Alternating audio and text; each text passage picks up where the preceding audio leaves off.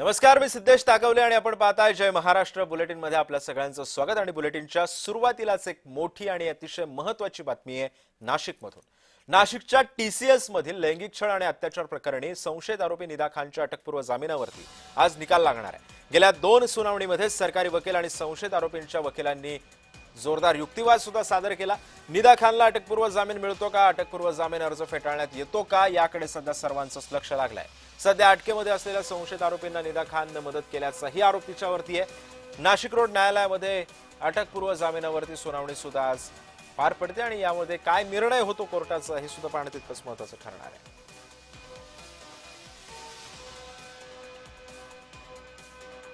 TCS मध्ये लैंगिक छळ आणि अत्याचार प्रकरणी आता एक मोठी अपडेट समोर येते। निदा खानच्या जामीन अर्जावरती आज सुनावणी होणार आहे।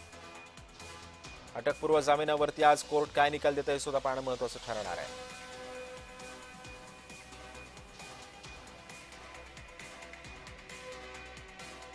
या संदर्भात अधिक माहिती जाणून घेऊयात। माझे सहकारी किरण गोटूर सध्या आपल्या सोबत आहेत।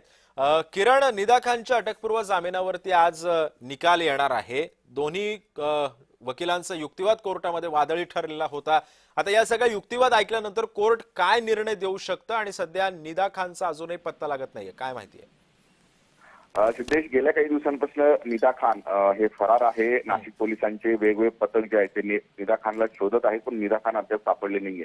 नाशिकच्या टीसीएस प्रकरणातील जे अटकेत असलेले संशयित आरोपी आहेत त्यांना निदा खानने मदत केलेला आहे असा आरोप निदा खानवरती आहे। आणि त्यानंतर निदा खानवरती गुन्हा दाखल झालेला होता आणि गुन्हा दाखल झाल्यानंतर निदा खान गेल्या जवळपास 20 दिवसांपासून ही बेपत्ता आहे अशा पद्धतीचं माहिती मिळते।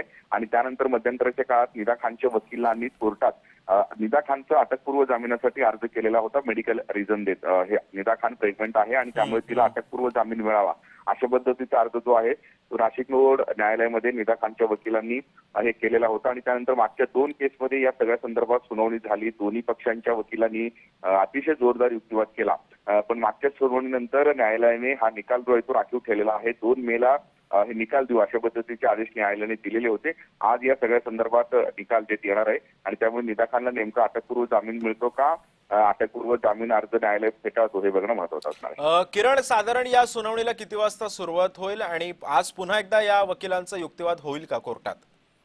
आज युक्तिवाद जे होणार नाहीये, फक्त माननीय न्यायालय हे निकाल देणार आहे। साधारणपणे 11 वाजता न्यायालय निकाल देईल अशा पद्धतीचं माहिती मिळतोय।